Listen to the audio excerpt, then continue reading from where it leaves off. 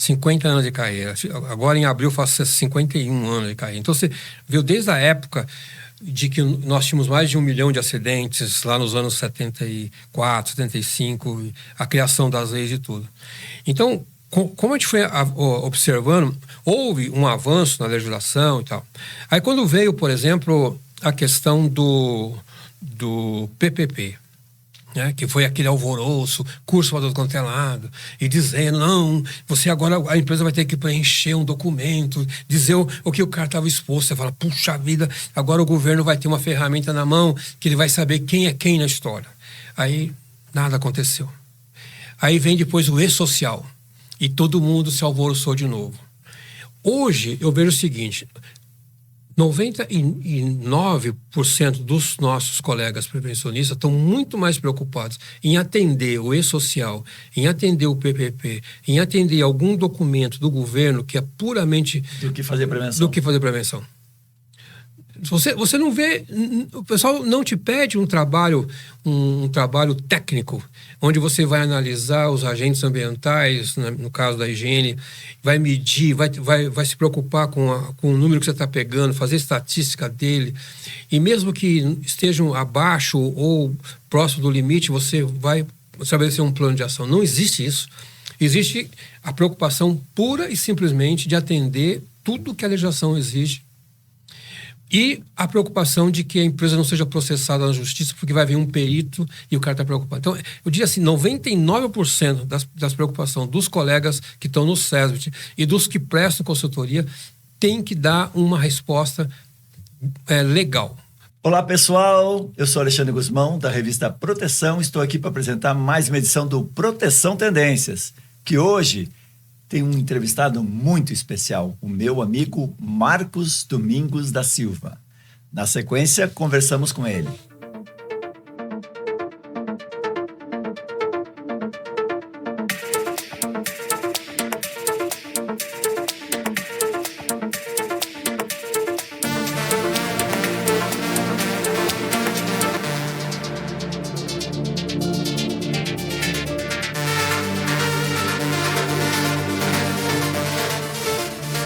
Tudo bem, Marcos? Obrigado por estar aqui com a gente no Proteção Tendências. Obrigado, Alexandre. Satisfação muito grande rever você. E temos uma longa história, né? Desde que você começou a proteção, os primeiros artigos que a gente escreveu. Então, temos um bom acervo aí de informação. A gente tem algumas viagens juntas, né, Marcos? E eu me lembro uma viagem. Aliás, eu acho que tu foi o primeiro entrevistado que eu... A primeira entrevista internacional, não internacional, mas entrevista de um brasileiro no exterior. Porque eu já fiz algumas entrevistas no exterior e tal, em alguns países, mas o primeiro brasileiro que eu entrevistei no exterior foi Marcos Domingos da Silva, em Denver, no Colorado, numa praça lá, depois de comer um tacos mexicano, até que tava bom aquele taco. Taco Bell, né? Taco Bell? Taco Bell, a comida péssima. Hoje não como aquilo. Não, mas na época a gente era mais jovem, os seus cabelos não eram tão brancos. Isso foi provavelmente no ano 2000. Por aí, 99. Não foi em Denver, foi em Fort Collins, onde eu estava fazendo pós-graduação em higiene ocupacional na Colorado State University. E aí você foi lá e a gente achou uma praça bonita, sentamos e batemos um papo comendo tacos do Tacos Bell e conversando. Foi muito bom. E você estava lá e era a segunda vez que você já estava indo para os Estados Unidos, né? Você já tinha ido uma vez por um tempo e depois estava indo de novo, né? Você ficou, dessa vez ficou mais tempo, né? A primeira, assim, tempo longo mesmo, eu fui a primeira vez em 85, que eu fiquei 100 dias visitando várias instituições como OSHA, como NIOSH, MSHA e vários fabricantes de instrumentos de higiene ocupacional, num projeto de treinamento de manutenção e calibração de instrumentos. Depois eu voltei várias vezes, mas para congressos. Aí depois foi que eu consegui a bolsa, e aí eu fiquei 3 anos lá, inicialmente no propósito de ter o meu doutorado, né? E aí na mudança de governo, o dinheiro acabou e eu tive que encurtar meu programa para Qual é o governo que mudou? No governo Bush. Lá nos Estados Unidos. Nos Estados Unidos, Porque a minha bolsa era americana. Assumiu ou o Bush saiu? Não, Bush assumiu. Tá. Os republicanos assumiram e tu... E fizeram a mesma coisa que fizeram agora no governo Trump, quando praticamente acabaram com o NIOSH. Então, essa é a política dos republicanos de começar a cortar a verba. Primeiro eles sacodem a árvore para ver o que cai. Os latinos sobram... cai tudo, né? Estrangeiro, amigo, não tem vez, entendeu? Você não... O dinheiro é deles, eles estão te dando dinheiro, né? O país é deles também, que a gente vai se meter, né? Eu não tinha um tostão da Fundacentro para pagar a universidade. O que o governo brasileiro me deu foi manteve o meu salário, certo, enquanto pesquisador da Fundacentro. Ganhava em real e pagava em dólar. Ganhava em real, pagava em dólar. E se não fosse a minha esposa trabalhar e depois a minha filha mais velha, a gente não tinha como ficar lá, não. Muito legal essa experiência. E eu me lembro, sempre que você fala algumas coisas que eu me lembro, depois eu quero até resgatar umas coisas históricas aí, que casualmente caíram na minha mão quando eu estava fazendo uma pesquisa, e eu disse, isso eu vou levar para a entrevista com o Marcos Domingues. Mas uma das coisas que me lembro é que você fez uma pesquisa na época de proteção respiratória, né? Era um trabalho focado em algodão, é isso? Não, o meu orientador, o saudoso Dr. Roy Buchanan, ele falou, Marcos, você precisa explorar um tema que é de interesse do Brasil. É incrível como ele tinha uma visão, assim, uma visão humanitária, porque ele poderia tranquilamente pedir para fazer um tema que interessasse aos americanos. Ele falou, não, apesar da sua bolsa ser patrocinada pelo NIOSH, um programa do NIOSH, faça um estudo de coisa que interessa ao Brasil. E aí eu falei, acho que cana-de-açúcar é uma coisa que interessa porque é uma das áreas econômicas mais importantes do Brasil. E aí nós fomos estudar sobre o bagaço da cana-de-açúcar. Então a minha dissertação foi sobre a perspectiva da proteção respiratória. É isso ou estou enganado? Não, do trabalhador inalando partículas... Proteção. Certo. Mas eu não entrei, por exemplo, na questão do equipamento de proteção respiratória. Não. Eu estou falando a proteção do trabalhador, da questão da doença pulmão, mesmo, né? Claro, da doença. Da chamada bagaçose. Porque eu me lembro que na época você me falou, e é uma coisa que eu nunca mais esqueci, que a gente, no Brasil, a gente dava muita importância para a proteção auditiva. Sobre muitos cursos, muitos treinamentos, e muito esforço. E a gente dava pouca ênfase para os problemas do pulmão, que eram muito mais agressivos sob o ponto de vista da saúde do trabalhador. Obviamente que perder a audição é terrível, mas morrer de câncer é muito pior. Então essa vamos dizer assim, essa prioridade que se dá no Brasil à proteção auditiva, ela não faz muito sentido do ponto de vista de risco para a saúde. Enquanto que nos congressos internacionais você vê uma ênfase nos químicos que trazem câncer e morte, aqui o ruído aparece há décadas como sendo o assunto mais discutido, mais debatido, que todo mundo acha que entende. E aí quando você muda para os químicos, aí é um silêncio nos cursos, um silêncio nos congressos, porque pouca gente se interessa por isso. Isso está muito ligado também à questão da insalubridade, né? E ser mais fácil de avaliar um ruído ambiental e conseguir uma insalubridade, uma aposentadoria especial, do que uma exposição as partículas da cana, que é muito mais complexo. Ou sílica, né?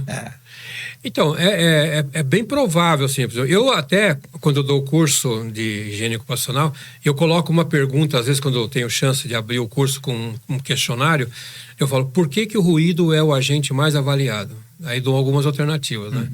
Eu coloco, porque é fácil ser medido, porque ele está na legislação há muito tempo, porque ele traz o benefício da insalubridade e não precisa de muita técnica para fazer isso tudo. E aí as respostas são várias. Eu não tenho assim, uma resposta correta para isso, mas é muito provável que tenha sido histórico, por uma questão histórica, e atrelado diretamente à aposentadoria especial. Isso aí. É por isso que dá essa motivação, né? Muito legal. E casualmente agora, eu tenho duas coisas que eu quero falar de uma edição da revista da BHO, da época, 2005, você era presidente da BHO. E foi casualmente, anteontem eu estava fazendo uma pesquisa e me caiu isso aí. E eu disse, eu vou levar isso para conversar com o Marcos Domingues. Uma delas tem a ver com um artigo, um editorial que você publicou na revista da BHO. Eu não sei qual é a data específica, mas era de 2005. Eu acho que era um pouquinho no meio do ano, talvez. E você fazia um artigo, falava estava próximo de chegar aos 70 anos da criação da insalubridade no Brasil. E eu me lembro que, na época, você, como presidente, eu não sei se começou no seu mandato ou já era uma campanha da BHO, mas eu me lembro que na sua gestão foi muito intensificado uma campanha de acabar com o adicional de insalubridade, ou seja, campanha, e vamos lá, nós estamos falando de parar de pagar pela saúde dos trabalhadores. Exato. E você fez um editorial ali falando dos 70 anos. Casualmente, nós estamos gravando aqui em 2026. Nós estamos em março de 2026. Em janeiro de 2026, fez 90 anos a criação dessa lei, porque a data da lei estava no artigo. Fala um pouquinho sobre isso. Então, até então, todo mundo achava que o adicional de insalubridade era um benefício para o trabalhador. Se você parar para pensar, até aqui eu também diretamente estou envolvido nisso, porque a NR15 foi escrita na Fundacentro em 78. E você estava lá? E eu estava lá, eu tive uma participação pequena, mas o meu nome ficou na história. Você, o Fantazini, quem mais estava lá? Irene Saad, Gana Soto, Leila Nadine Zidan, Eduardo Giampaoli, esse foi o grupo que trabalhou na redação da NR15. Na redação da NR15, você vê que são operações e atividades insalubres. Então, o próprio título da NR15 remete ao adicional de insalubridade. E ninguém questionava esse negócio. Né? Era o padrão. Nunca ninguém refletiu sobre isso. Já tinha vários anos o negócio, vários anos, Aí eu comecei a pensar nisso, eu falei, isso aqui tem que ser... Alguém tem que mexer nesse angu aqui, entendeu? E aí eu comecei a ir atrás da história e descobri que nos anos 35 e 36, creio que era no governo Getúlio Vargas, apareceu a tal do quadro das atividades de indústrias insalubres, que é nada mais, nada menos do que o anexo 13A da NR15 até hoje. A data dele tem duas datas interessantes, que uma aparece na primeira lei em 35, depois ele acho que oficializado em 36 e 37. 36, janeiro de 36 a data da lei. Está no editorial que eu li. Você pega o texto, você imagina que eles ainda falavam em muita coisa, por exemplo, como graxa, como óleos e tudo, que alguns ainda usam hoje desse negócio. Então, isso foi colocado, aí estudando um pouco mais, outros que tiveram escrevendo sobre isso, qual que era a ideia? A ideia era que se você desse um adicional de insalubridade, o trabalhador podia comer melhor. Está no editorial. E comendo bem, ele teria uma imunidade às doenças. Imunidade contra aquele agente agressivo. Exato. E isso veio lá de uma ideia da Inglaterra, que não deu certo e tal. Mas no Brasil pegou, né? E se perpetuou. E aí, quando eu comecei, como presidente, a falar em congressos, em palestras, eu nunca vou esquecer que eu fui uma vez em Salvador fazer uma apresentação e era sobre a insalubridade. E o congresso cheio de engenheiros, peritos, um monte de coisa, e todo mundo falando como é que falava, como é que fazia laudo e não sei o quê. Aí eu entrei, fui o último a falar. Entrei falando assim, isso é uma imoralidade. Você imagina assim aquele cara mais mal educado numa bandido chegou. Né? E todo mundo ficou olhando. O que esse cara tá falando contra nós aí? A gente estava tudo defendendo, porque é o nosso ganha-pão de fazer laudo aqui. E uma juíza do trabalho estava lá, ela falou, gostei muito do que você falou. Me dá seu contrato que eu vou falar com você. Então, ela percebeu que ali o meu questionamento fazia sentido. De que a gente estava comprando a saúde das pessoas e que ele teria, sim, aposentadoria especial, mas ele talvez não ia gozar daquilo, né? E aí eu fiz isso. Depois a gente fizemos um congresso no Rio de Janeiro com o tema de insalubridade. O tema do congresso era contra o adicional de insalubridade. Então a gente deu ênfase nisso, mas depois não prosperou, né? Eu acho, né? Os outros que vieram não deram sequência. E você vê que hoje ainda muita gente se mata para ter o adicional de insalubridade, né? Porque essa campanha, eu me lembro dessa campanha da BHO, e foi uma campanha meio solitária, né? Teve pouca, digamos, outras instituições. Nós temos representações de medicina, de engenharia e tal, mas eu não me lembro de nenhuma outra entidade, posso estar enganado, na época ou depois, defender isso. Isso para mim é tão óbvio, tão absurdamente correto, porque se a gente, como profissional de saúde e segurança e saúde, aceita que a saúde seja vendida, está tudo errado. É um conceito básico, né? Não, e você vê que tem uma outra grande incoerência que está assim: se nós somos profissionais prevencionistas... De prevenção. Então, eu não posso imaginar que um colega pode fazer um laudo dando insalubridade, porque ele estudou para evitar o risco, para reduzir o risco, para reduzir o potencial de dano para a saúde. Como é que ele pode fazer um documento dizendo, você tem direito? Então, quer dizer, então ele demonstra incompetência. O trabalho dele foi mal feito, porque ele só fez uma questão burocrática e nenhuma medida de controle foi sugerida para acabar com isso. Essa é uma outra grande incoerência no meu pensamento, entendeu? E é tão óbvio isso que...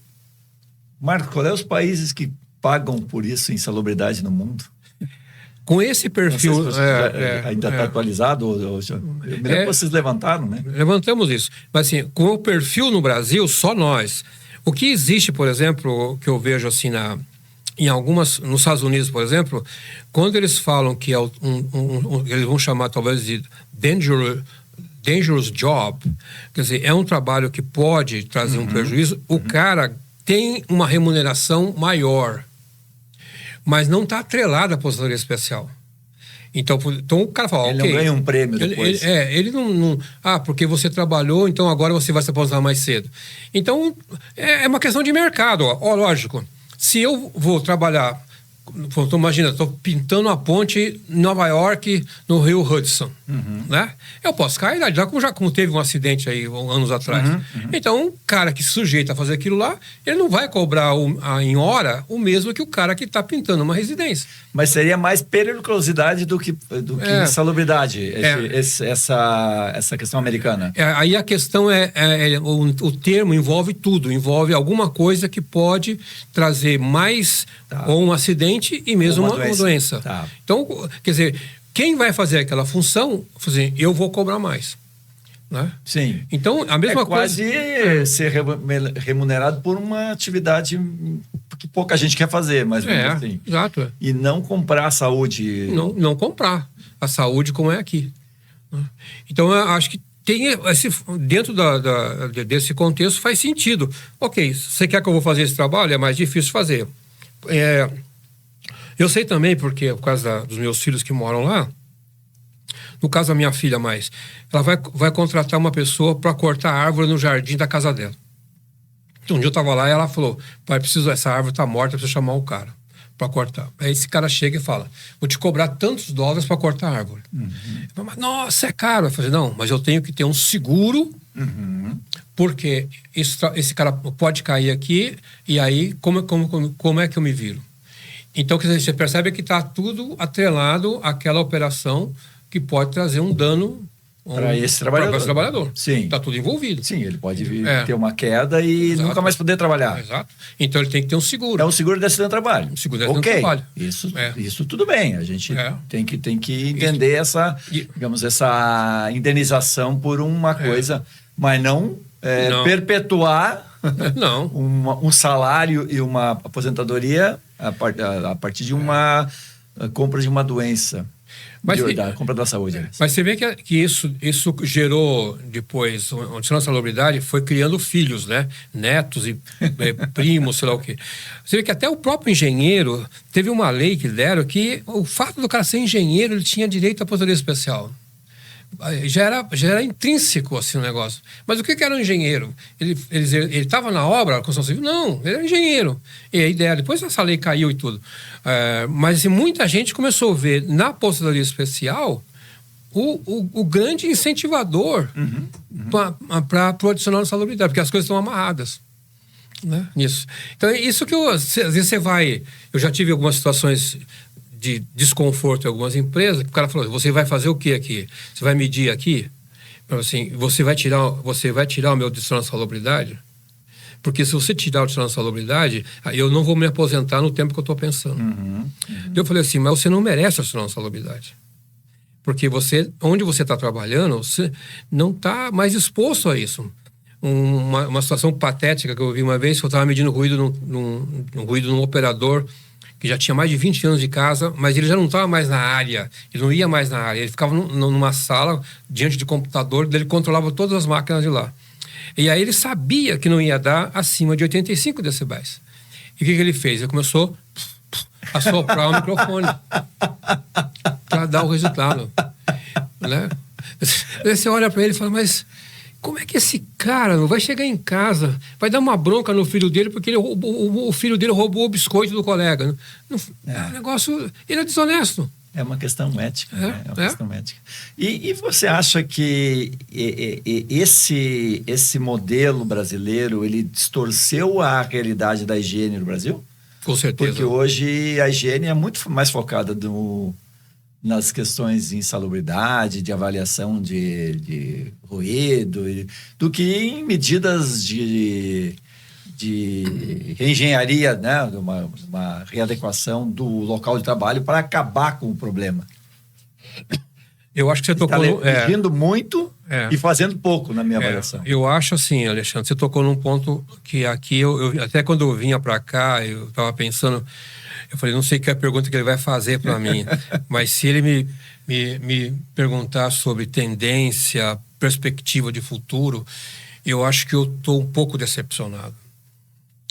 Porque eu fiz 50 anos de carreira agora, né? O ano passado, aliás. Então eu tenho boa parte da nossa história. Você é 75? 75. 50 anos de carreira. Agora em abril eu faço 51 anos de carreira. Então você viu desde a época de que nós tínhamos mais de 1 milhão de acidentes lá nos anos 74, 75, a criação das leis e tudo. Então, como a gente foi observando, houve um avanço na legislação e tal. Aí quando veio, por exemplo, a questão do PPP, né, que foi aquele alvoroço, curso para todo quanto é lado, e dizendo, não, você agora, a empresa vai ter que preencher um documento, dizer o que o cara estava exposto. Você fala, puxa vida, agora o governo vai ter uma ferramenta na mão que ele vai saber quem é quem na história. Aí nada aconteceu. Aí vem depois o e-social, e todo mundo se alvoroçou de novo. Hoje eu vejo o seguinte, 99% dos nossos colegas prevencionistas estão muito mais preocupados em atender o e-social, em atender o PPP, em atender algum documento do governo que é puramente... Do que fazer prevenção. Você não vê... O pessoal não te pede um trabalho técnico, onde você vai analisar os agentes ambientais, no caso da higiene, vai medir, vai se preocupar com o número que você está pegando, fazer estatística dele. E mesmo que estejam abaixo ou próximo do limite, você vai estabelecer um plano de ação. Não existe isso. Existe a preocupação pura e simplesmente de atender tudo que a legislação exige. E a preocupação de que a empresa não seja processada na justiça porque vai vir um perito e o cara está preocupado. Então, eu diria assim, 99% das preocupações dos colegas que estão no SESBIT e dos que prestam consultoria tem que dar uma resposta legal, para atender documento legal, e não prevencionista. E aí eu diria que aí o nosso... Essa nossa formação de Fundacentro, que era meio cientista, não sei o que lá, a gente está completamente fora da realidade hoje. Nós somos dinossauros. ainda insepultos, alguma coisa assim. E você conversa com as pessoas e eles estão preocupados só com isso. Há um tempo atrás, aí uma empresa me contratou e eu fiz um trabalho grande, tecnicamente falando, um relatório bem técnico. Aí um deles falou assim, não é isso que eu quero. Eu falei, o que você quer? Eu falei, eu quero um relatório simples. Aí eu fiquei decepcionado. Mas, cara, eu fiquei dias aqui na sua empresa. Eu usei uns bons laboratórios. Nós fizemos medições, o máximo que a gente podia fazer. Eu fiz um trabalho para você, coloquei tudo aqui. E agora você fala que o meu trabalho, que está desse tamanho, não serve. Você queria 3 folhinhas. Ele estava preocupado que você estava criando evidências contra ele. Será que não? Não, ele queria que eu tivesse uma tabelinha que diz assim, o Alexandre está exposto a ruído e o nível de ruído é tanto. Tá. O Marcos Domingos está exposto a isso, aquilo, porque aí ele pega essa tabelinha, entra nesse sistema de gestão que as empresas têm, SAP e outros, e alimenta o negócio e vai para o e-social. Sim. Ele fica feliz da vida com isso. Você acha que ele vai ler um relatório de 100 páginas? Está propondo ações, medidas para melhoria do ambiente de trabalho, para proteger o Alexandre, para... Né? Exato. E às vezes eu cheguei em outras empresas e falei assim, você leu o meu relatório meses depois? O cara fala, não tive tempo. Pagou? Né? Pagou, tá? E não leu o documento, deve ter ficado em algum lugar. Sim. Então, eu diria assim que a minha decepção hoje é que esse profissional que está aí, que está atendendo nas grandes empresas multinacionais, em muito lugar, é um cara que só visa atender a legislação e ponto. É isso. Mas não existe a preocupação da empresa, quando ela coloca lá no seu planejamento estratégico, os seus valores, a sua missão, que o trabalhador é importante, balela, entendeu? Deve ter empresas que sim, né? Deve ter, você está generalizando, mas deve ter, existem empresas que têm essa visão. A grande maioria concorda com você. Nós temos uma grande maioria que distorce. E eu fico pensando, Marcos, você falando uma coisa que provavelmente uma pessoa de SESMIT falou isso para você, que contratou você. Até que ponto o dono da empresa sabe disso? Não sabe. Isso é o problema. Eu já vi gente falar assim, não meça isso porque eu não tenho no meu planejamento uma ação prevista para controlar esse agente. É isso aí. Então vamos fazer de conta que não tem nada. Exatamente, você não diz que eu tenho, porque eu não tenho. Eu disse que não tenho, eu não tenho dinheiro para fazer. Ou não quero nem pedir pro homem lá em cima que eu... Né? Exato. Então fica uma coisa de maluco, porque é fazer de conta. Acho que aquele jogador da seleção que jogava no Flamengo, Flamengo promete, faz de conta que me paga, eu faço de conta que joga. É o Vampeta. Uma vez ele veio com essa, né? Eu acho que Flamengo faz de conta que me paga, estava atrasado o salário, e eu faço de conta que jogo. Então fica aquela coisa do faz de conta. Fica um teatro, aqui, né? Você vê uma questão hoje que é interessante. O Brasil tem parques eólicos, não tem? Sim. Bastante. No Nordeste, no Rio Grande do Sul também, em Santa Catarina. Todo, né? Bastante. Está crescendo. Sim. Muito bem. Se alguém pedir para você fazer um estudo de agentes ambientais num parque eólico, lógico que nós estamos falando agora de comunidade, não estamos falando de trabalhador. Sim. E estão lá. O que o cara vai medir? Ele vai medir ruído e vai usar como referência a norma da... Os 80 e tantos decibéis. Não, ele vai usar a norma 10151, 10152, que é para ruído de comunidade. Tá? E vai lá, as pás estão girando, Muito bem. Agora a pergunta é, existem outros agentes? Existem. Existe, por exemplo, os infrassons. Tá? Que como eles são geradores que usam baixa velocidade das pás, eles geram infrassom. O infrassom não está na 10151, nem em R15, anexo 1. Isso é um estudo que teria que ser feito... É um risco novo. Um risco que tem que ser estudado. Novo no sentido de pouco conhecido. Pouco conhecido. Então, o que vai trazer problema... Para a comunidade toda, de mal-estar. Em Portugal houve um avanço melhor nessa área e tal. Aí um dia uma empresa me contratou para fazer esse estudo. Eu falei para ele assim, olha, como higienista, eu acho que você não pode ficar preso só nisso, porque isso aqui não vai dar. Isso aqui é feito para a parte audível. Nós estamos falando de um agente que não é audível. A pessoa, uma frequência muito específica. Específica que ele está geralmente abaixo de 125 Hz, 250 Hz. É uma parte que nosso ouvido não ouve bem. Mas ele vai ter os seus efeitos. Claro. Tá, nisso. Aí ele falou assim, não fala nada. Não fala nada. Nós não queremos... Não vamos mexer nisso. Entendeu? Só me diz que se nós estamos cumprindo a lei exato. Aí você assim, tem um problema, diria assim, meio ético, né? Se você e a gente está criando um passivo, porque essa empresa, daqui a pouco vai ter pessoas... Tem alguns... empresas que contaminaram recursos hídricos e tal com o tempo. Lá não. Esses dias eu estava vendo na Polônia ou nos Estados Unidos e tal. As pessoas morrem ou geram fetos com defeitos, com mudanças transgênicas e tal.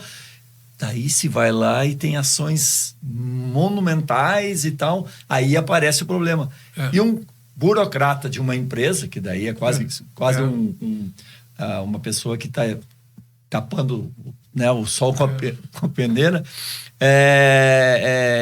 quer esconder um negócio desse que tecnicamente já existe, né? Eu acho que eu já perdi muito trabalho porque eu fui sincero demais. Me lembro de uma outra empresa que tinha problema de sílica. E eles me contrataram para fazer um levantamento, porque aí às vezes eu sou chamado, porque quando o abacaxi está muito, muito grande, e eles precisam de alguém que tenha nome para poder fazer um bom trabalho. Aí essa empresa ouviu falar de mim e tal, fiz um trabalho, falou, para fazer esse trabalho, para você chegar lá, para defender a sua causa, chegar para o juiz e falar que você fez um bom trabalho, nós temos que fazer várias medições, fazer um bom trabalho bem forte. A empresa, concordou, muito bem. Aí, quando eu cheguei lá, eu falei para ele assim, olha, esse setor que está aqui, esse setor vai dar sílica para valer acima da minha tolerância. Ele falou assim, esse setor não está no processo. Você não vai medir aí. Entendeu? Isso. E não vai medir aí. Você vai medir só nesse que é o que está no processo. Mas ali, porque o cara usava ar comprimido, todo mundo, a concessionária era alta lá. Então. E ele falou assim, eu já sei que lá vai dar. Não precisa nem medir. Entendeu? Mas o que você está fazendo? Eu falei assim, não, eu estou aqui meio que toreando ali, mas o diretor dele não estava sabendo que esse cara da segurança estava meio que colocando debaixo do tapete o problema. Mas essa aí eu não me aguentei, porque o que aconteceu foi o seguinte, um dia nós estávamos nessa empresa e chegou uma pessoa lá, procurando onde é o RH. E o cara mal conseguia andar. Aí eu perguntei, ele falou, onde é que é o RH? É ali. Eu vi que ele não conseguia, mas e você? Não, eu sou um antigo funcionário, eu estou doente aqui porque eu fiquei muito tempo trabalhando aí. O cara tinha silicose. E ele estava lá no RH. O passivo já existia. Já existia e a empresa lá. continuava não fazendo nada. E a empresa continuava tendo problema. Aí, quando eu fui entregar o meu relatório, e aí eu não estava falando mais com o Célio, estava falando com o pessoal dos advogados. E o cara estava junto. Aí eu falei para ele, olha, você me desculpa, mas você tem que cuidar disso. É uma pessoa que está lá. Esse cara, ele não vai mais respirar. Ele não vai conseguir andar de bicicleta. Ele não vai conseguir jogar bola com o filho dele. Você não pode fazer isso. Tá? Aí você vê que o sujeito ficou meio sem chão, né? Porque não é um número, não é um processo, é uma pessoa. E deve ter mais pessoas também, não é só uma pessoa, provavelmente, né? Se o ambiente tinha esse problema. Então aí o sujeito vai levando, já está lá há muito tempo. Eu já vi outros que falam assim, não, eu não quero trazer muitos problemas para o diretor, porque ele vai achar que eu sou um cara que só trago problemas. Traz problemas. Então, vamos iludir o diretor. Mas se tu trouxer soluções, porque o papel dele é buscar soluções.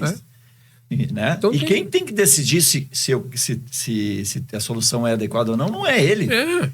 O dono da empresa, não, eu assumo porque eu quero matar os caras, eu quero deixar os caras com silicose, não sei o quê. Tudo bem, daí é um direito do dono da empresa e depois vai sofrer as consequências. Mas um intermediário, um profissional da gestão da equipe, não pode tomar essa decisão pela empresa.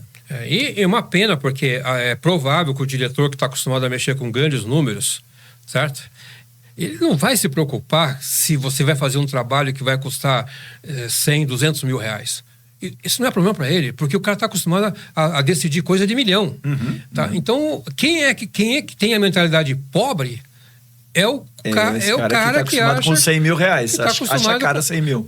Acha absurdamente caro, porque ele está querendo levar o cara vai fazer um tal de um LTCAT da vida aí, entre aspas, por 2 mil, 3 mil, que não consegue fazer medição nenhuma, não consegue ter nada nesse negócio. E é um pouco, não sei o que nasceu primeiro, o ovo ou a galinha, né? Porque, na verdade, daí o profissional acaba não sendo valorizado, porque ele não vem com soluções concretas, esconde, porque daí não vou mexer, porque eu não tenho poder para mexer, então ele acaba entrando no círculo vicioso e a segurança, a saúde do trabalhador acaba sendo negligenciada.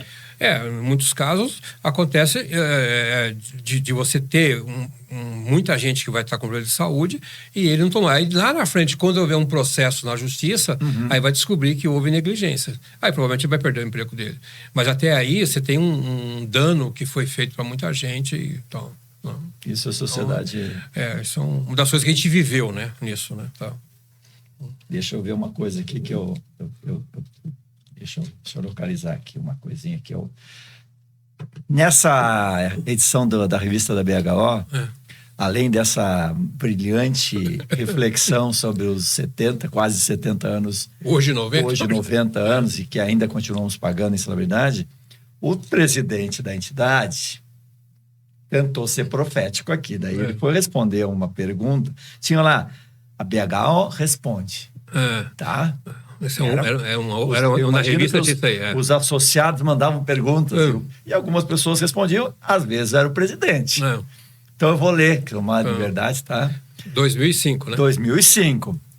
A pergunta de Giovanni, não sei, o Giovanni está um nome em algum lugar, mas é Marcos, que é você, presidente, dizendo: tudo indica que o modelo atual de SESMIT não deve se aguentar por muito tempo. Em tempos de globalização, não faz sentido obrigar as empresas a contratar profissionais de segurança e medicina do trabalho. Isso vai cair de maduro. Errou feio, hein, Marcos? Pois é. Outro aspecto... Não, deixa eu concluir. Esse aspecto da brincadeira que você... Não, na verdade eu entendo o que você estava querendo dizer. A obrigatoriedade do SESMIT foi criada em 75, 78 com as NR, vamos lá. E ela, eu acho que é um problema se a gente tirasse a obrigatoriedade hoje, mas ela é um agente de problemas, porque ela obriga a empresa a ter um profissional. E eu não sei, mas são poucos os profissionais que as empresas são obrigadas a ter. Eu lembro um caso, que é um farmacêutico numa farmácia. A farmácia tem que ter um farmacêutico. A legislação obriga. Mas não são muitos os casos. E o profissional de segurança a empresa é obrigada a contratar. Eu tenho certeza que a grande maioria das empresas acha isso uma invasão na sua decisão de gestão. Exato. E muitas vezes ela trata isso e trata esse profissional com uma visão bem negativa, né? Mas isso é o aspecto do seu erro, digamos, da previsão. A minha profecia não se cumpriu. 20 anos depois, continuamos com o SESMIT aqui, tá? Então, o senhor como astrólogo da segurança... Mas a outra projeção, outro aspecto é que o mercado deve se abrir mais para os higienistas. E realmente se abriu. À medida que os riscos primários de segurança estiverem sendo eliminados dos locais de trabalho. E realmente aconteceu isso. Os acidentes mais óbvios começaram a ser mais controlados e tal. Sobrando, então, os agentes ambientais que são mais complexos e têm efeitos de longo prazo. Nossa expectativa, portanto, é que os higienistas ganharão um espaço muito maior no cenário profissional. Aí você acertou. Então, você vê, a questão dos acidentes que eram mais comuns... Que era um problema, né? Nos anos 2000, aqui nós estamos falando, né? 90, final dos anos 70, né? Os anos 80. Hoje, com a automatização, muitas empresas, então, compraram máquinas que eliminaram mão de obra, né? Então, isso é a empresa resolveu isso de outra forma, através da tecnologia, né? Então, você vai em grandes empresas hoje, você tem 2, 3 operadores. As máquinas fazem tudo. Então, não tem ninguém exposto mais, né? A não ser, vai ficar o ruído, como... Outro dia eu fui numa grande empresa aí e eu fiquei impressionado. A linha tinha mais ou menos uns 100 metros, tinham 3 pessoas. Entrava lá a matéria-prima, saía o produto final com 3 pessoas. Tudo controlado por um computador, né? E você vai hoje na indústria automobilística, eu me lembro que eu fui na Volkswagen, não sei se foi em 90, sei lá, já bem depois. São Bernardo. São Bernardo. Quando estão... 30 mil trabalhadores, 40 mil. Era um negócio louco, né? Era uma cidade, né? Lembra do carro Santana? Lembro. Então, o Santana, quando estava sendo lançado, ainda aquele modelo mais redondinho, não era o quadradão. Eu fui lá e o pessoal soldava o chassi do Santana. Aquela cena é impressionante. Tinha uns 20 pessoas soldando o chassi do Santana. Uhum. E eles estavam todos usando o elmo, né? A proteção. A máscara de solda. Aquela máscara de solda. Que não era nem aquela que levantava. Exato. Na época, provavelmente, né? Que tinha que fazer assim, levantava. E ele já tinha criado um movimento na cabeça que ele não precisava nem pôr a mão. Ele fazia assim, né? E o negócio subia, pá. E ele olhava lá. Brasileiro, né? E aí tinha mais ou menos sei lá, talvez exagerando 20, mas uns 10, vai. Tá. E a sala completamente tomada de fumos metálicos. Né? Lá. E aí eu fiz medição lá, naquilo lá. Você estava na Fundacentro, né? Estava na Fundacentro. Tá? Porque alguém, não vou falar o nome da pessoa agora, para talvez não constranger, mas alguém estava fazendo uma tese de doutorado e precisava que tivesse mão de obra para coletar a amostra lá. Aí eu fui, junto com uma outra colega da Fundacentro, nós coletamos a amostra de fumos metálicos para ele usar os resultados na tese dele. Né? E aí aquilo me marcou. Hoje, são os robôs que soldam. Uhum. Nem mais a Volkswagen, nem outras grandes montadoras, por isso que são chamadas de montadoras, né? Não tem mais esse tipo de operação e o robô faz esse tipo de coisa. Então não tem mais ninguém exposto. Né? Então a tecnologia resolveu muita coisa quando não se vem da China. Né? Nisso. Aí o higienista hoje, ele estaria um cara que vai cuidar de agentes ambientais e talvez vai misturar com o meio ambiente também. Então, essas duas áreas estão se juntando muitas vezes. Por isso que tem muito engenheiro ambiental que está fazendo... Não é o higienista que foi para fora. O cara de fora veio para dentro para poder cuidar das duas coisas. Né? Você vê a própria AIA nos Estados Unidos, ela mantém a marca AIA, porque é uma marca centenária, né? Uhum. Mas quando você pega uma mudança... A AIA é a BHO do americano, só para quem não conhece, né? Só para deixar claro. American Industrial Hygiene Association. Okay. Esse era o nome original. Tá. Já não é mais. Então, hoje ela tem um outro nome para poder atrair gente de meio ambiente, até gente de segurança. Porque industrial que você está falando. Exato. Higiene industrial, né? Por que eles fizeram essa mudança? Porque nos Estados Unidos, o higienista raiz...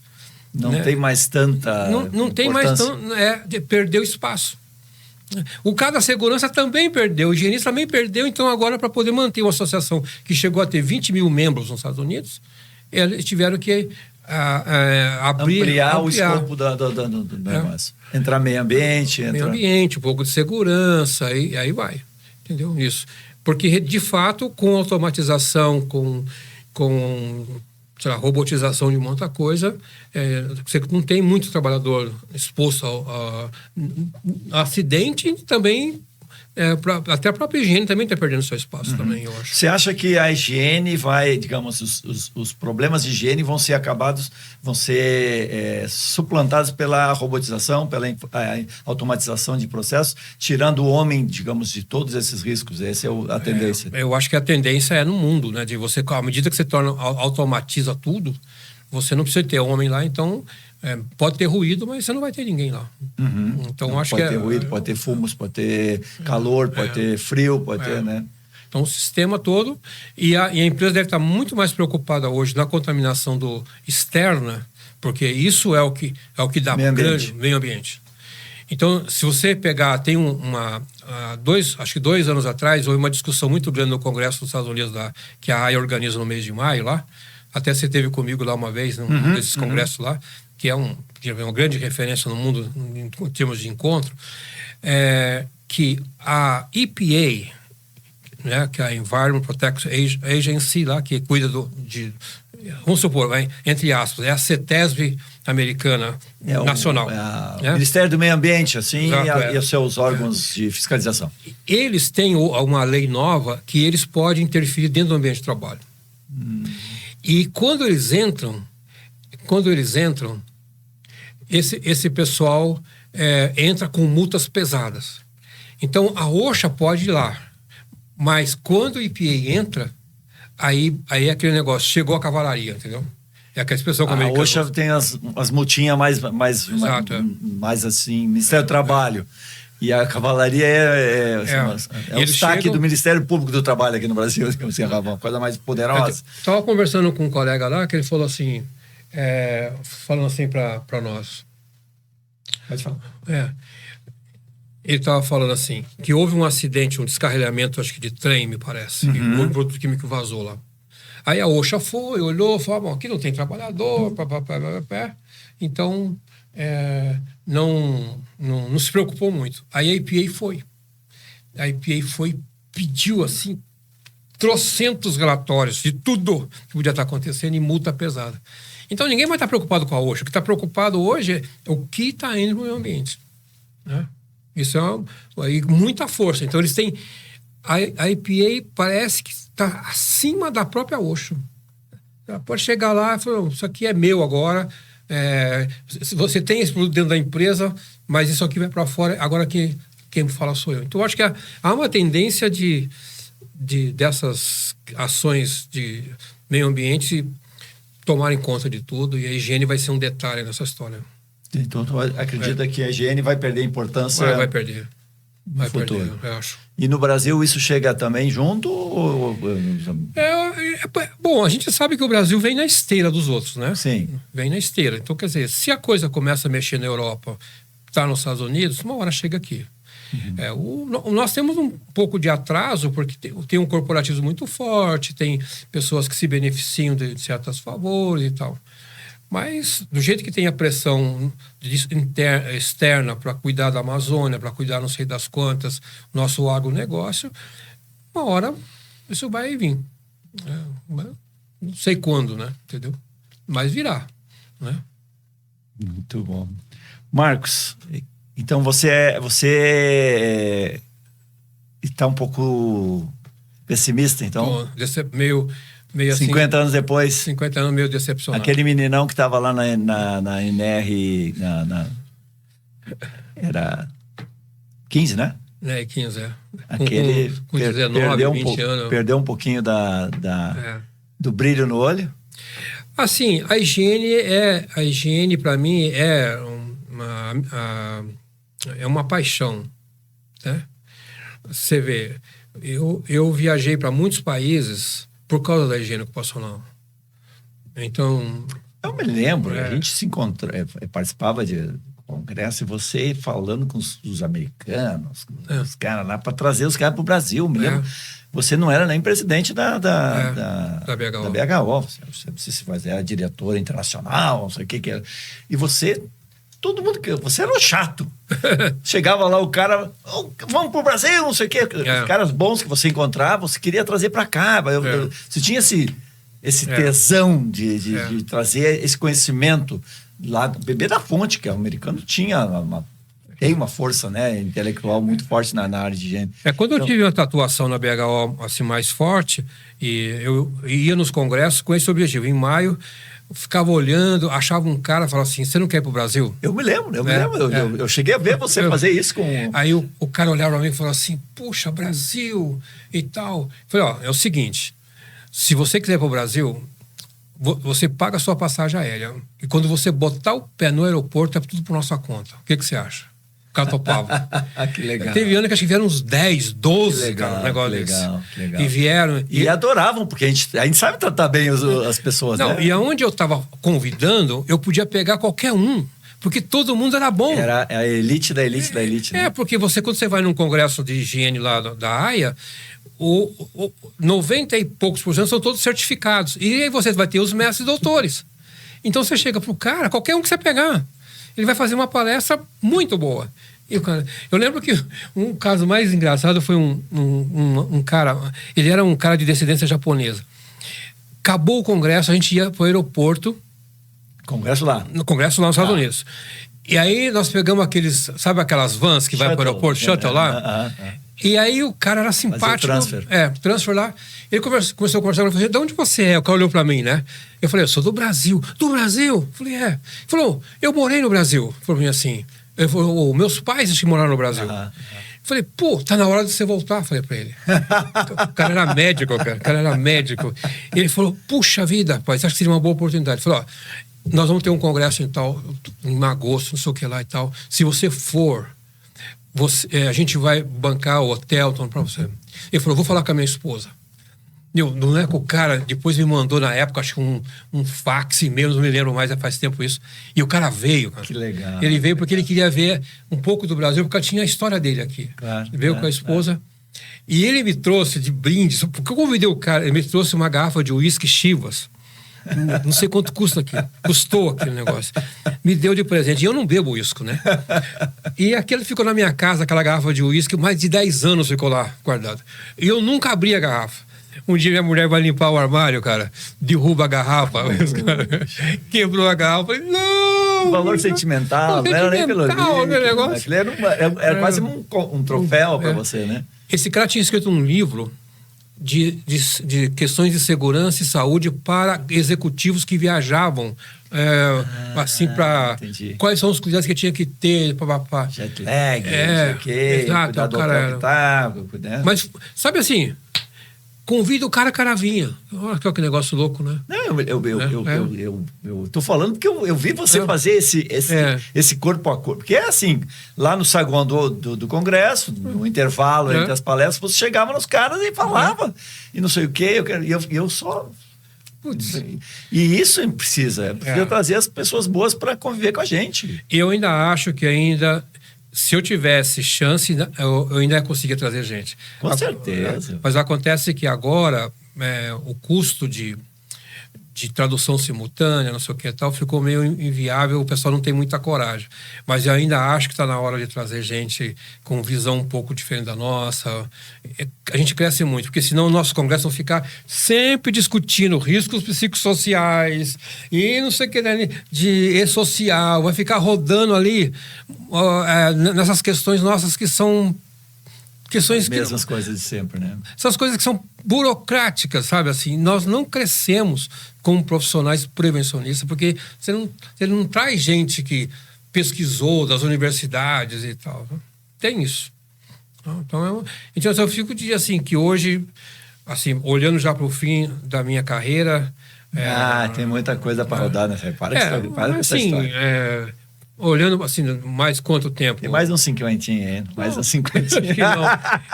Eu fico pensando, quer dizer, cadê aquele cara raiz, aquele cara que é apaixonado, que estuda, que vai atrás das coisas? Né? Então, nós temos muita coisa que nós usamos hoje que as pessoas não perguntam de onde elas vêm, porque não estudam. Não estudam. Um dia eu estava fazendo uma palestra sobre questão de calor. Eu me lembro de um curso que eu de vez em quando eu assistia os cursos, né? Apesar de não ser engenheiro, não ser higienista, e você tentava mostrar a fórmula para fazer o negócio. E as pessoas não queriam saber, elas queriam botar não sei se era ruído, né? Botar no equipamento e você estava querendo explicar a origem daquele cálculo. E era uma dificuldade, as pessoas não sabem. E os caras não entendiam, daí eles não, mas isso aí... Aperta o botão. Era fundamental o higienista entender por que dá aquele resultado, né? A fórmula tal. Eu me lembro que era uma... Então, assim, até tem aí no meu canal no YouTube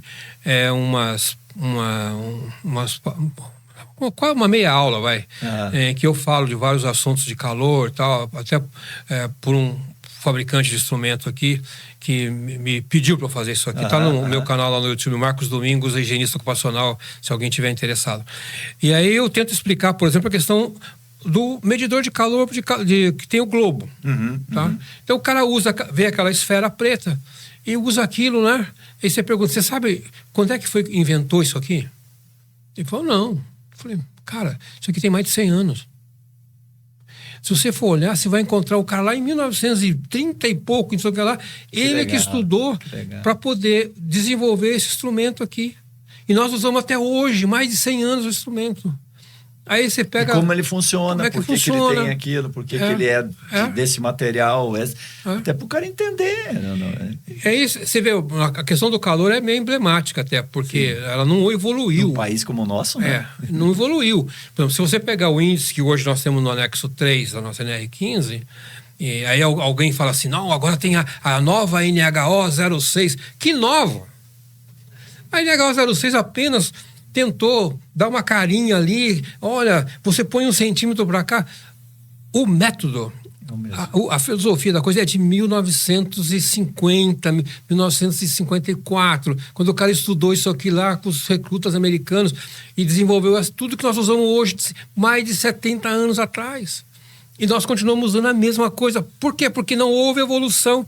Os caras que fazem pós-graduação de higiene ocupacional, mas não tem uma escola que faz o cara pesquisar mesmo um método novo. Mais moderno. Mais moderno. Que loucura, né? Então, eu vejo aí algumas escolas que, eu sou especialista em higiene ocupacional. Aí eu pergunto, o que foi que você aprendeu? O cara falou da NR e tal, da NR. Meu, curso de especialização para falar de NR? Sim. Então você criou um burocrata. É só pegar Antigamente pegava o livro, hoje não precisa, vai na internet, pega as normas e lê. Aí ele fala, eu fiz pós-graduação, você não fez pós-graduação. O que você fez foi um cara que te ensinou as NR, você se tornou um legalista, mas você não pesquisou, você não desenvolveu nada novo, apenas você tomou conhecimento que já está aí, as nossas NR estão com 1978, cara. Mais de 40 anos atrás. Não mexe no negócio da NR15. Não mexe. Que loucura. Não é? Não é um atraso de vida? Um atraso de vida. A gente tá ficando velho, mano. Chato, né? Chato, né? Mas tudo bem. Nossa, vou falar, acho que foi no último congresso da higiene, a Irene Saad fez uma palestra contando da origem da NR15 e tal. E depois houve uma votação no Congresso para saber qual foi a palestra que mais o pessoal gostou. A dela ganhou. Porque ela contou a história do nosso grupo da Fundacentro, que teve lá e tal. Então você veja que a geração hoje não conhece nem a origem da NR15. Os caras acharam muito boa a apresentação dela, porque ela contou uma história daquilo que a gente fez há 40 e poucos anos atrás. Hoje o cara chega lá, abre o livrinho e fala, tá aqui, o que é? Então, essa é uma outra decepção, é uma decepção de ver que a gente não evolui, né? Não é? Bom, pelo menos reconheceram que era uma história legal para ser ouvida, né? Já é uma... Podia ter dito, essa porcaria não queremos saber. Mas que legal. E a Irene é muito boa, né? Então, assim, você vê, então temos uma geração de gente que está aí, que não está evoluindo cientificamente, estudando, não vê nada novo, você não vê os caras apresentar em congresso, como os congressos diminuíram, de fato, né? Hoje você vê, congressos presenciais são raros, né? Isso também é um outro fator, mudou né? O formato das coisas. Mudou o formato das coisas, e o cara quer tudo no WhatsApp, quer tudo não sei o que lá e tal, não aprende. Não aprende. E vai ficar desse jeito aí. E vai faltar as pessoas que se encontram nos corredores para convidar o cara para o outro evento que você fazia. Que esse, para mim, o congresso tem o conteúdo lá, mas esse bastidor, esse encontrar as pessoas, isso é fantástico, né? O cara trocar informação sobre uma pesquisa que eu estou fazendo, você pode me ajudar, porque não sei o quê. Eu conheço o fulano e tal. Esse network que hoje é feito... Pessoal, eu estou fazendo um negócio assim, alguém tem algum documento aí para me ajudar? Tem um modelo. Tem um modelo de PPR não sei o quê. Isso aí. E as coisas perdem a essência, né? Eu lembro que em 1997, 98, eu acho que foi em 98, a Vegal ia fazer um congresso e um dos patrocinadores queria que trouxesse um assunto sobre a área da agricultura. Ele ia botar dinheiro lá e falou, mas o congresso tem que ter algum tempo. E eu ia lá para o congresso da AIA, ia em Kansas City. né? E eu fui com essa missão, descobrir alguém que ia falar alguma coisa sobre agricultura. Na época o congresso tinha muita gente, né? Hoje os congressos da AIA estão com 2.000, 3.000 pessoas, mas na época tinha 10.000, 8.000 pessoas. Era bem mais concorrido, né? Aí eu vi no programa, tinha uma menina que ia falar sobre segurança na agricultura. Aí fui lá assistir a palestra dela. Aí ela novinha, acho que ela estava fazendo pós-graduação. Ela fez uma palestra bem... consistente. Bem assim, sabe? Assim, o americano, quando faz a palestra dele, raramente você se decepciona. Ele é muito cuidadoso nos slides e tudo, no tempo, um monte de coisa. Aí quando ela acabou, eu falei assim, gostei da sua palestra. Falei para ela, eu sou do Brasil e eu tenho uma missão de conversar com pessoas da área da agricultura que poderiam apresentar um trabalho no Brasil em agosto. Aí a menina falou assim para mim, eu sou estudante, mas o meu orientador está ali sentado. O nome dele era Dr. Bolt, lembra careca o cara. Aí ela me apresentou para ele e falou, sou do Brasil. Você é do Brasil, né? Quando você fala que é do Brasil, o cara é do Brasil. Então, eu falei, então, eu tenho aqui uma missão de levar alguém. Ele falou, eu não posso decidir, mas eu vou falar com o diretor, que era o Dr. Roy Buchanan. Quem sabe ele autoriza. Você depois foi meu orientador. Aí falou com ele, ele falou, olha, se vocês pagarem, a universidade não tem dinheiro, a gente vai. E veio o cara. Veio esse doutor aí, que era professor, não a menina. Veio aqui no congresso, aqui fez uma baita de uma palestra sobre... Porque ninguém falava de... Você imagina, 98, área 90, do campo não... Ninguém falava de EPI. Higiene industrial. Não tinha nada, nem de segurança ele tinha. Uhum. Aí ele veio, fez uma baita de uma palestra e tal, encantou todo mundo e tudo. E ele veio. Aí depois, logo depois mantive contato e falei assim, eu queria conhecer a universidade, que foi aquela que você conheceu. Sim. Lá. Ele falou, então no próximo congresso, no ano seguinte, você vem aqui. Aí eu programei uma escala para estar lá com eles lá. E lá aí surgiu depois a oportunidade de eu estudar lá. Né? Mas ele veio, depois o Dr. Buchanan veio várias vezes para cá, a gente manteve, e ele se tornou... Isso é muito rico, né? Essa troca de... E o Dr. Buchanan, ele foi um dos poucos que foi presidente da ACGIH e da AIA, das duas grandes associações. Você não estava falando com o Zé Mané, entendeu? Sim. O cara era respeitadíssimo. Aí ele tinha sido presidente da CGH antes, porque como ele era da universidade, então ele tinha assento lá. E depois foi presidente da AIA. E esse cara a gente trouxe para cá, né, nesses contatos. Veio aqui. Acho que veio umas 3 vezes para cá. Não valoriza essas coisas, né? Aí com um contato desse, ele liga para um cara, por exemplo, lá da Oxa, fala, ó, tá indo um brasileiro aí, recebe ele.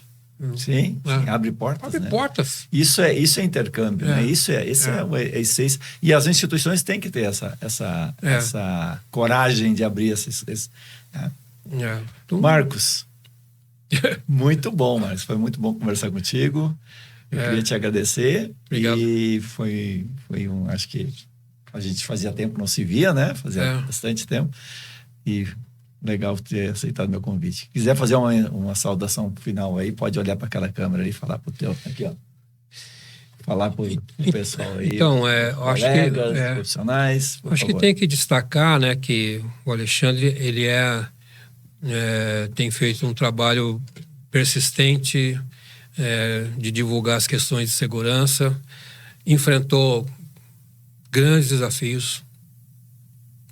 Acho que a pandemia foi, assim, quase um golpe mortal, mas ele resistiu do jeito que ele conseguiu fazer para manter um documento, uma revista que divulga essas coisas todas. Então, acho que o Alexandre tem um grande respeito pelo trabalho que ele faz, né?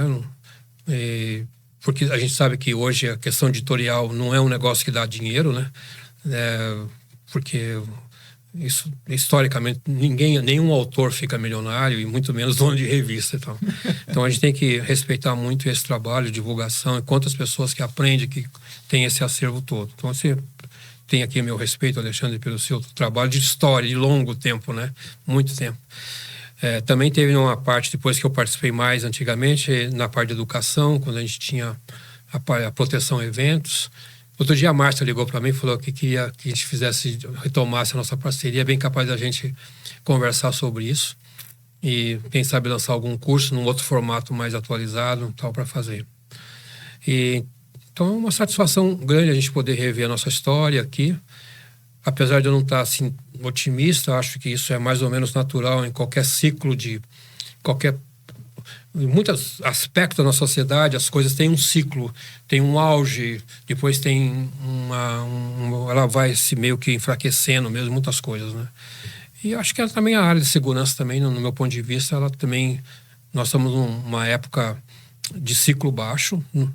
Então, espero que tenha esse vale, mas que volte a subir.